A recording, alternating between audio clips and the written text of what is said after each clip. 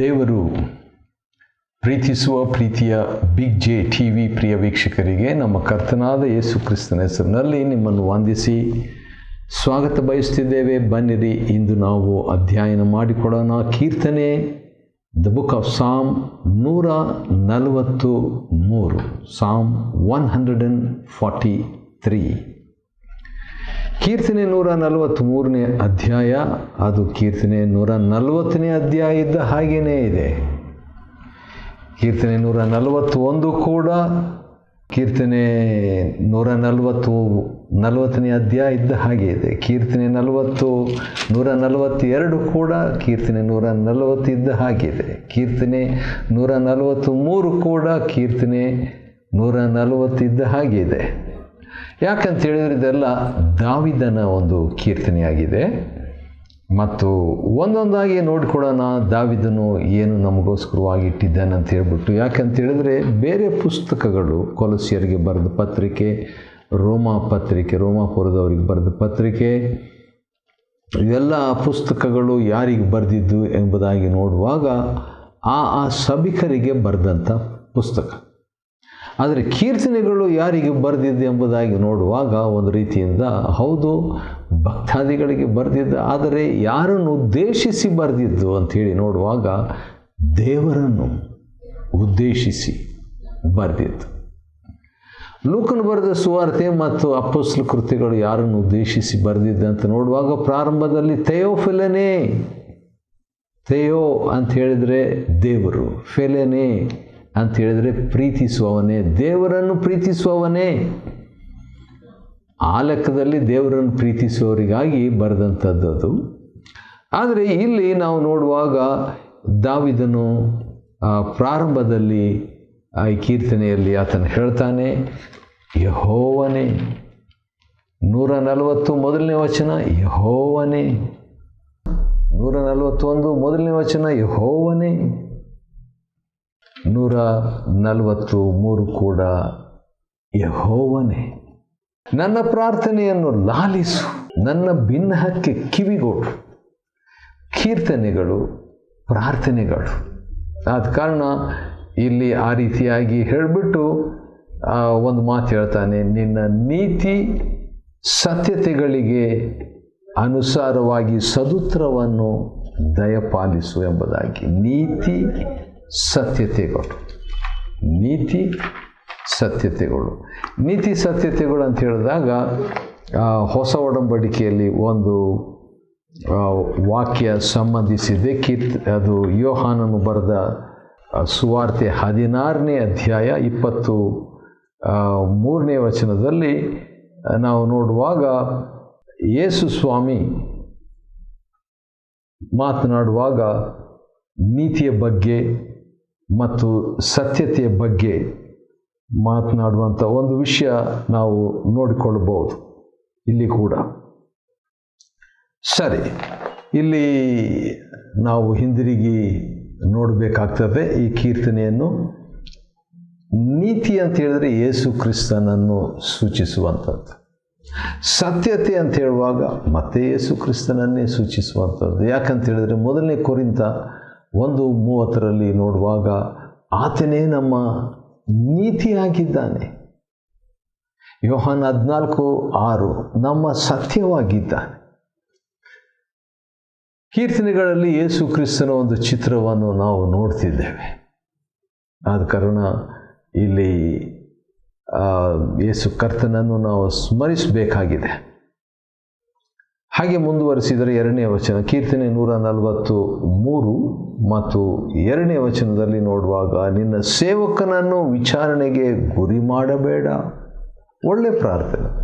ನಾನು ಈ ಪ್ರಾರ್ಥನೆ ಮಾಡಿದ್ದೇನೆ, ಆದರೆ ಇವಾಗ ಗೊತ್ತಾಯಿತು ಈ ಒಂದು ಪ್ರಾರ್ಥನೆ, ಇಂಥ ಒಂದು ಪ್ರಾರ್ಥನೆ ಬೈಬಲ್ನಲ್ಲಿದೆ ಅಂತ ಹೇಳ್ಬಿಟ್ಟು. ಯಾಕಂತ ಹೇಳಿದ್ರೆ ಒಂದು ವಾಕ್ಯ ನೆನಪಿಗೆ ಬರ್ತಿದೆ ನನಗೆ. ಈ 1ನೇ ಪೇತ್ರ, ಅದರಲ್ಲಿ ಈ ವಿಚಾರಣೆ ಅಂತ ಇದೆಯಲ್ವ, ಅದಕ್ಕೋಸ್ಕರವಾಗಿ ಆ ವಾಕ್ಯ ನೆನಪಿಗೆ ಬಂತು ನನಗೆ.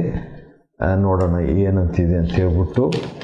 1ನೇ ಪೇತ್ರ 4ನೇ ಅಧ್ಯಾಯ ಅದರಲ್ಲಿ ನಾವು ನೋಡುವಾಗ 17ನೇ ವಚನ, 1 Peter 4:17, ನ್ಯಾಯ ವಿಚಾರಣೆಯ ಸಮಯ ಬಂದದೆ. ಆ ವಿಚಾರಣೆಯು ದೇವರ ಮನೆಯಲ್ಲಿಯೇ ಪ್ರಾರಂಭವಾಯಿತಲ್ಲ. ನ್ಯಾಯ ವಿಚಾರಣೆ ಎಲ್ಲಿ ಪ್ರಾರಂಭವಾಗ್ತದಂತೆ? ದೇವರ ಮನೆಯಲ್ಲಿ. ಇನ್ನೊಂದು ಸಾರಿ ಹೇಳ್ತೀನಿ, ನ್ಯಾಯ ವಿಚಾರಣೆ ಎಲ್ಲಿ ಪ್ರಾರಂಭವಾಯಿತಂತೆ? ದೇವರ ಮನೆಯಲ್ಲಿ. ದೇವರ ಮನೆ ಅಂತ ಹೇಳಿದ್ರೆ ಗೋಡೆ, ಸಿಮೆಂಟು, ಕಲ್ಲು ಇತ್ಯಾದಿ ಅಲ್ಲ, ದೇವಜನರು.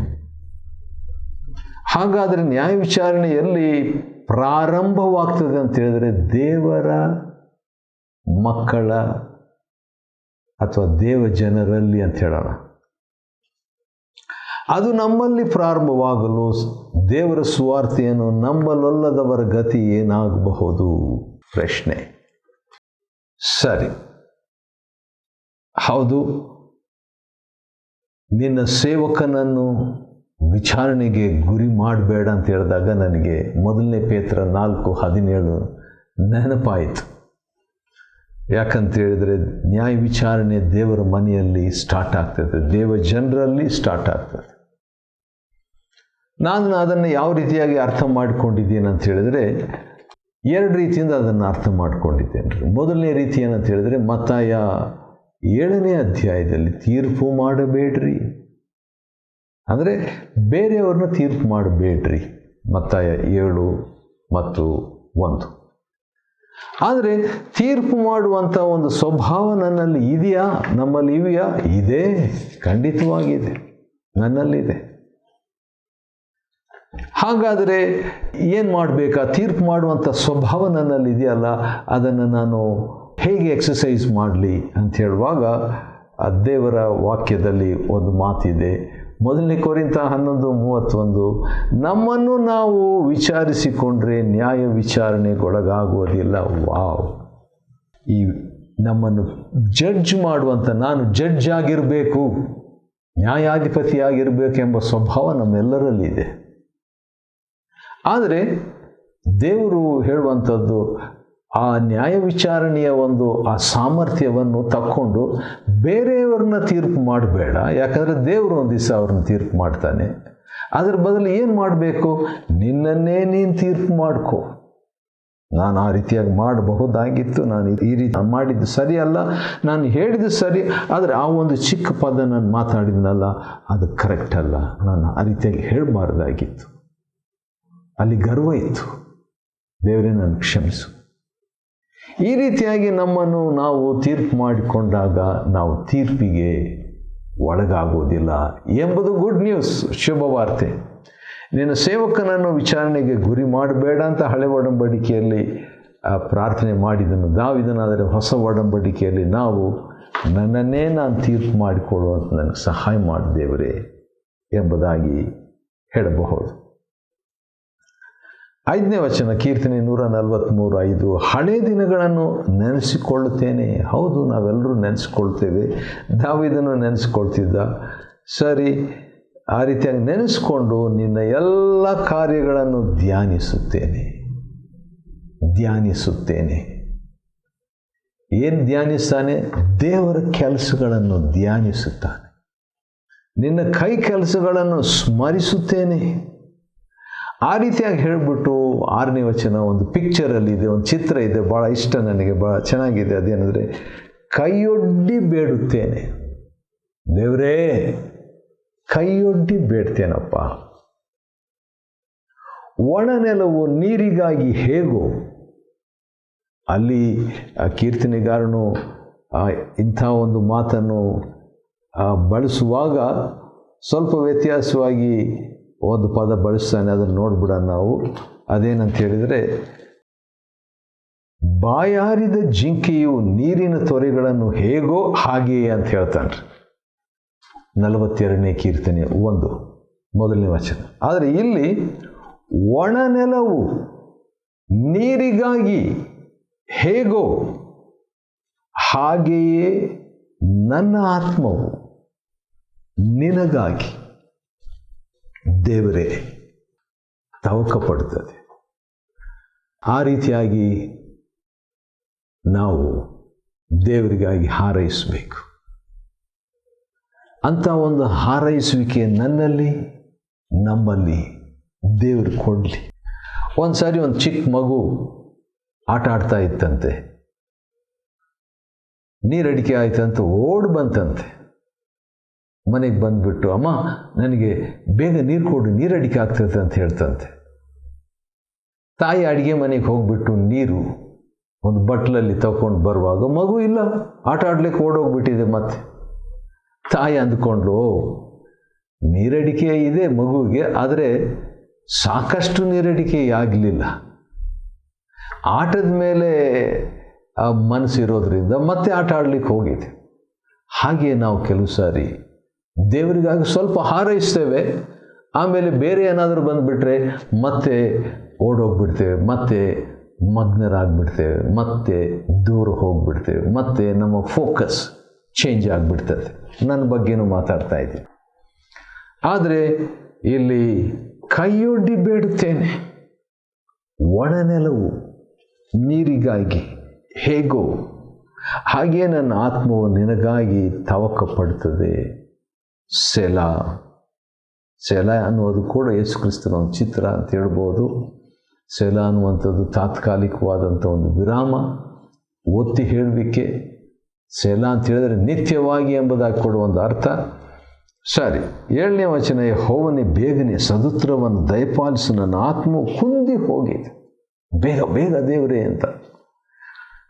ಹೌದು, ದೇವರಿಗೊಂದು ಟೈಮ್ ಟೇಬಲ್ ಇದೆ, ಆದರೂ ಕೂಡ ನಾವು ಮಾನವರಲ್ಲ. ಅದ ಕಾರಣ ನಾವು ಬೇಗನೆ ಆಗಬೇಕು, ಇನ್ಸ್ಟೆಂಟ್, ಬೇಗ ತಕ್ಷಣ ಆಗಬೇಕು.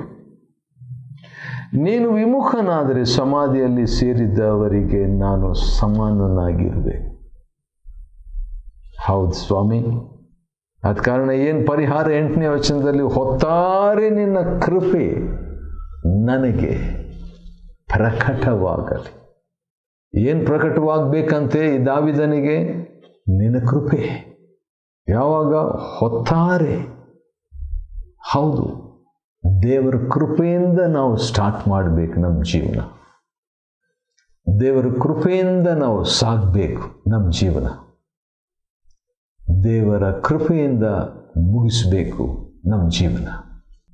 ಕೃಪೆ ನನಗೆ ಪ್ರಕಟವಾಗಲಿ. ನಿನ್ನಲ್ಲಿ ಭರವಸೆ ಬಿಟ್ಟಿದ್ದೇನಲ್ಲ, ನಾನು ನಡೆಯತಕ್ಕ ಮಾರ್ಗವನ್ನು ತಿಳಿಸು. ಕೃಪೆ ಅಂತ ಹೇಳಿದಾಗ ಯೇಸು ಕ್ರಿಸ್ತನ ಚಿತ್ರ. 8ನೇ ವಚನದಲ್ಲಿ ಮಾರ್ಗ ಅಂತ ಹೇಳಿದಾಗ ಅದು ಕೂಡ ಯೇಸು ಕ್ರಿಸ್ತನ ಒಂದು ಚಿತ್ರ. ಮತ್ತು ನಿನ್ನ ಮಾರ್ಗವನ್ನು ತಿಳಿಸು, ನನ್ನ ಮನಸ್ಸನ್ನು ನಿನ್ನಲ್ಲಿಯೇ ಇಟ್ಟಿದ್ದೇನೆ. ಎಷ್ಟು ಚೆನ್ನಾಗಿದೆ ನೋಡ್ರಿ.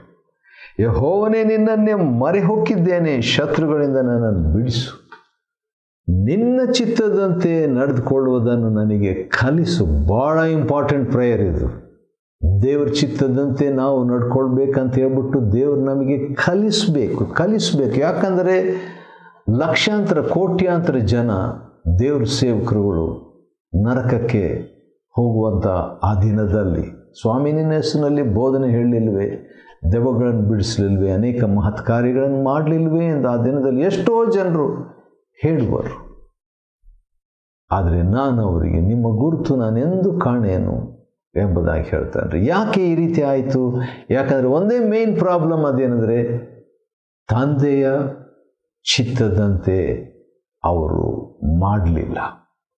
ತಂದೆ ಚಿತ್ತವನ್ನು ಪ್ರಕಟಿಸಿದರು, ತಂದೆ ಚಿತ್ತವನ್ನು ಅನ್ವಯಿಸಿಕೊಳ್ಳಲಿಲ್ಲ.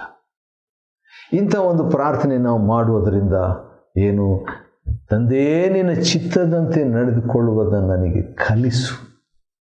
10ನೇ ವಚನ, ನನ್ನ ದೇವರು ನೀನಲ್ಲವೋ? ಶುಭಕಾರಿಯಾಗಿರುವ ನಿನ್ನ ಆತ್ಮವನ್ನು ನನ್ನನ್ನು ಮಟ್ಟನರದಲ್ಲಿ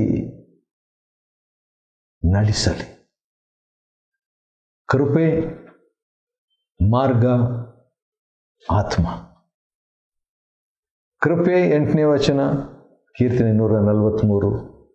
ಮಾರ್ಗ 8ನೇ ವಚನ, ಕೀರ್ತನೆ 143. ನಿನ್ನ ಆತ್ಮ, ಕೀರ್ತನೆ 143:10. ಕೀರ್ತನೆ 143:10ರಲ್ಲಿ ನಿನ್ನ ಚಿತ್ತ. ಹಾಗಾದರೆ ನಿನ್ನ ಕೃಪೆ, ನಿನ್ನ ಮಾರ್ಗ, ನಿನ್ನ ಚಿತ್ತ ಇದನ್ನೆಲ್ಲ ನಾವು ನಡಿಬೇಕಾದರೆ ದೇವರ ಆತ್ಮನ ಸಹಾಯ ನಮಗೆ ಬೇಕು. ಯೆಹೋವನೇ ನಿನ್ನ ಹೆಸರಿನ ನಿಮಿತ್ತ ನನ್ನನ್ನು ಉಜ್ಜೀವಿಸ ಮಾಡು. ದೇವರ ನಾಮ ಉಜ್ಜೀವಿಸುವಂತೆ ಮಾಡ್ತದೆ. God's name will revive us. ನಿನ್ನ ನೀತಿಗನುಸಾರವಾಗಿ ನನ್ನ ಪ್ರಾಣವನ್ನು ವಿಪತ್ತಿನಿಂದ ಬಿಡಿಸು ಅಂತ ಹೇಳ್ಬಿಟ್ಟು 12ನೇ ವಚನದಲ್ಲಿ ಒಂದು ಪ್ರಾರ್ಥನೆಯನ್ನು ಕೀರ್ತನೆ 143ರಲ್ಲಿ ದಾವೀದನು ಮುಕ್ತಾಯ ಮಾಡ್ತಾನೆ. ಅದು ಭಾಳ ಚೆನ್ನಾಗಿದೆ. ನನಗೆ ಕೃಪೆ ತೋರಿಸಿ ನನ್ನ ವೈರಿಗಳನ್ನು ಖಂಡಿಸಿಬಿಡು. ಆ ರೀತಿಯಾಗಿ ಹೇಳ್ಬಿಟ್ಟು ಇನ್ನೊಂದು ಮಾತು ಹೇಳ್ತಾನೆ, ನಾನು ನಿನ್ನ ಸೇವಕನಲ್ಲವೇ. ದೇವ್ರ ಸೇವಕರಿಗೆ ದೇವರು ಏನಾದರೂ ಒಂದು ಕನ್ಸೆಷನ್, ಒಂದು ಡಿಸ್ಕೌಂಟು, ಒಂದು ಕರುಣೆ, ಒಂದು ಕೃಪೆ, ಒಂದು ದಯೆ ತೋರಿಸ್ತಾರೆ ಅಂತ ಹೇಳ್ಬಿಟ್ಟು ನಾನು ನಿನ್ನ ಸೇವಕನಲ್ವೇ, ಕೈಯೊಡ್ಡಿ ಬೇಡ್ತೇನೆ. ಏನಂತ ಹೇಳ್ದ? ನಿನ್ನ ಕೃಪೆ, ನಿನ್ನ ಮಾರ್ಗ, ನಿನ್ನ ಚಿತ್ತ, ನಿನ್ನ ಹೆಸರು, ನಿನ್ನ ಆತ್ಮನು. ಇಷ್ಟೆಲ್ಲ ಇದ್ದ ಮೇಲೆ ದೇವರು ಖಂಡಿತವಾಗಿ ನಮ್ಮ ಪ್ರಾರ್ಥನೆಗೆ ಉತ್ತರ ಕೊಡ್ತಾನೆ. ಹೌದು, ನಮ್ಮನ್ನು ದೇವರು ನಡೆಸುವಾತನು ಕೂಡ ಆಗಿದ್ದಾನ್ರಿ. ಆಶ್ಚರ್ಯ ಅಲ್ವಾ? ಇನ್ನೊಂದು ಸರಿ ನಾವು ನೋಡ್ಕೊಳ್ಳೋಣ. ನೀತಿ 1ನೇ ವಚನ, ಸತ್ಯತೆ 1ನೇ ವಚನ, ಕೃಪೆ 8ನೇ ವಚನ, ಮಾರ್ಗ 8ನೇ ವಚನ, ದೇವ್ರ ಚಿತ್ತ 10ನೇ ವಚನ, ದೇವರಾತ್ಮನು 10ನೇ ವಚನ ಮತ್ತು ದೇವರ ಒಂದು ನೀತಿ 11ನೇ ವಚನ. ಕೀರ್ತನೆ 143ನೇ ಅಧ್ಯಾಯವನ್ನು ಅಧ್ಯಯನ ಮಾಡಿಕೊಳ್ಳುವಂತೆ ದೇವರು ಕೊಟ್ಟ ಕೃಪೆಗಾಗಿ ಆತನಿಗೆ ಸ್ತೋತ್ರವಾಗಲಿ. ದೇವರು ನಿಮ್ಮನ್ನು ಆಶೀರ್ವದಿಸಲಿ.